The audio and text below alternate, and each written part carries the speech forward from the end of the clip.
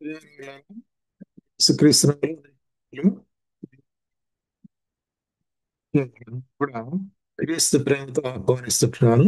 మనం ఇది వర్తమానం కొరకై మరి వాక్య భాగము మొదటి కొరింథీయులకు అపోస్తలుడైన పౌలు కొరింథీయులకు రాసిన మొదటి పత్రిక మరి 10వ అధ్యాయం 13వ వచనం చదువుతానండి. 10వ అధ్యాయం 13వ వచనం. సాధారణముగా మనుషులకు కలుగు శోధన తప్ప మరి ఏది మీకు సంభవింపలేదు. దేవుడు నమ్మదగిన వాడు.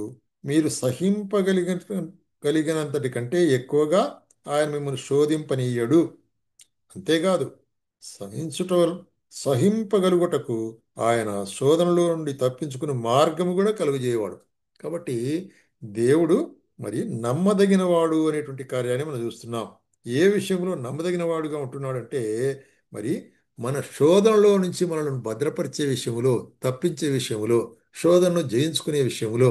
ఎందుకంటే శోధనలు, పరీక్షలు అనేటువంటివి మనకి జీవితాల్లో, ప్రత్యేకంగా ఆత్మీయ జీవితంలో మరి తప్పకుండా వస్తాయి. అయితే మరి వీటన్నిటి నుంచి మనము తప్పించబడాలంటే మన సొంత జ్ఞానము, మన సొంత బలంతో మరి సాధ్యం కాదు. దేవుడే ఈ కార్యాన్ని చేస్తాడు. ఆయన అనుమతిస్తాడు. ఆయన అదే సమయంలో దాన్ని జయించడానికి సహాయం చేస్తాడు. ఎందుకంటే ఆయన నమ్మదగిన దేవుడు. కాబట్టి ఆయన నమ్మదగిన దేవుడు అంటే అర్థం ఏంటంటే ఆయన ఎప్పుడే కానీ మరి మాట ఇచ్చి తప్పేటటువంటి వాడు కాదు. మంచి నమ్మకమైన వాడు. ఎందుకంటే ఈ లోకంలో అనేకులు కూడా మాట ఇస్తారు. నేను అది చేపిస్తాలే, ఇది చేపిస్తాలే నీకని. అయితే సమయం వచ్చినప్పుడు అయ్యో కాలేదు అని చెప్పేస్తారు. మెల్లగా జారుకుంటారు. అటువంటి వాడు కాదు మన దేవుడు.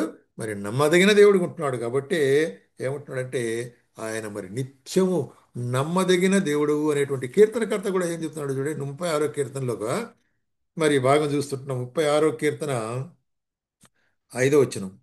యెహోవా నీ కృప ఆకాశం అంటుచున్నది, నీ సత్యసంధత్వము అంతరిక్షమునంటుచున్నది.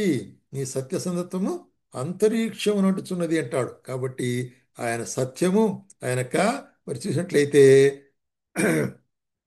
నమ్మకం అనేటువంటిది అది ఆకాశం కంటే ఎత్తుగా ఉందంటున్నాడు. ఆకాశం కంటే ఎత్తు అంటే అది దానికి కొలత లేనటువంటి ఇన్ఫినిట్ అంటారు చూడు ఇంగ్లీష్లో. అట్లాగా మరి కొలత లేనటువంటి, కొలవలేనటువంటి గొప్ప మరి విశ్వాసత, ఆయన విశ్వాసం మన పట్ల దేవుడు కలిగి ఉన్నట్టే. అంత విధముగా మనం నమ్ముకొనదగిన దేవుడుగా ఉంటున్నాడు అనేటువంటి కార్యాన్ని మనం ఇక్కడ గమనించే చూస్తుంటున్నాం. అందుకొరకే 89వ కీర్తనలో కీర్తనకర్త మరి విశేషంగా చెప్తుంటున్నాడు చూడండి. 89 2వ వచనం. రైట్. మొదటి వచనం. యెహోవా యొక్క కృపాతిశయము నిత్యము నేను కీర్తించదును, తరతరములకు నీ విశ్వాసత నా నోటితో తెలియజేసేదను. దేవా నీ విశ్వాసతను ఆ, నోటితో నేను అందరికీ తెలియజెప్తుంటున్నాను. నేను అనుభవించిన విశ్వాసతను, నా పక్షంగా మీరు నమ్మకముగా నిలిచినట్టు విశ్వాసతను. ఎందుకంటే కృప నిత్యము స్థాపింపబడినయు ఆకాశమందే నీ విశ్వాసత స్థిరపరచుకొ స్థిరపరచుకుందవనియు నేను అనుకొంచున్నాను అంటున్నాడు. కాబట్టి ఆయన విశ్వాసత ఎంత గొప్పది అనే కార్యం. యెహోవా సైన్యములపతికి దేవా, యెహోవా నీ వంటి బలాఢ్యుడెవడు. ఆ, నీ విశ్వాస చేత నీవు ఆవరించబడి ఉంటున్నావు. కాబట్టి విశ్వాసత అనేటువంటిది ప్రాముఖ్యమైన, ప్రాధాన్యమైనటువంటి యొక్క మరి దేవుని యొక్క గుణలక్షణంగా ఉంటుంది.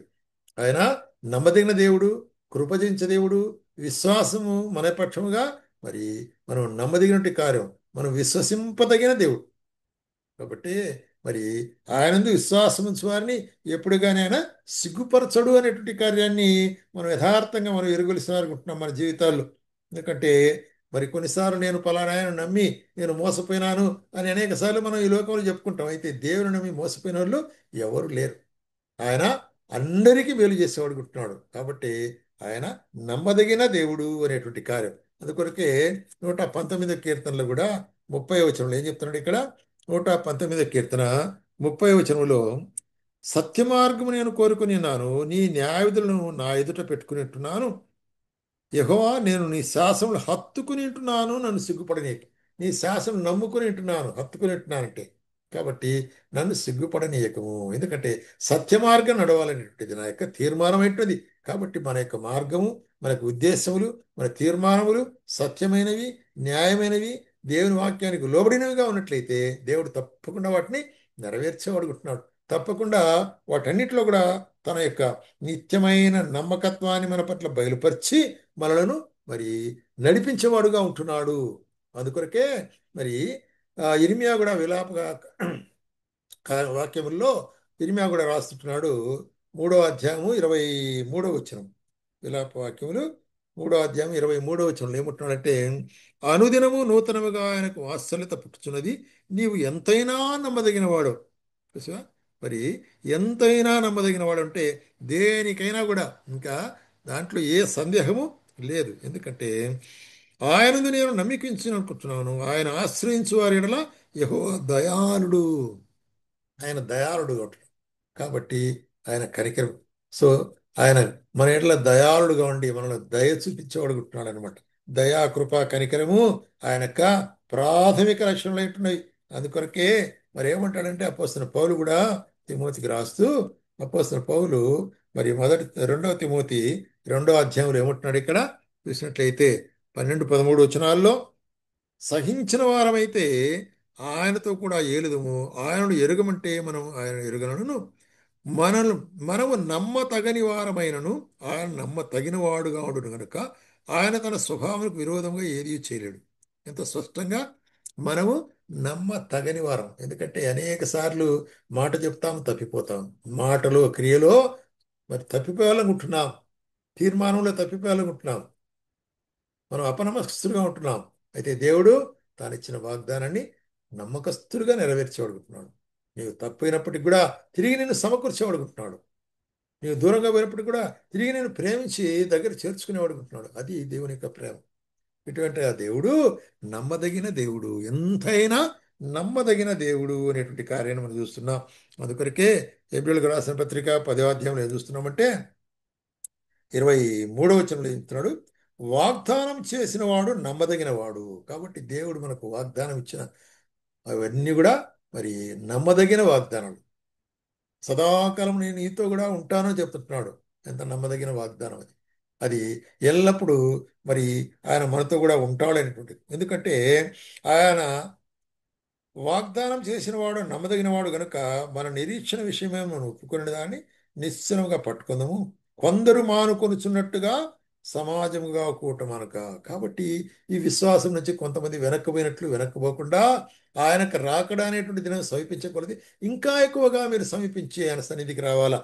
ఆ విధంగా మరి ఒకరినొకరు మీరు ఆదరించుకోవాలా. ఎందుకంటే ఆయన వాగ్దానము మరి అది ఎంతో స్థిరమైనది, నమ్మకమైనదిగా ఉంటున్నది.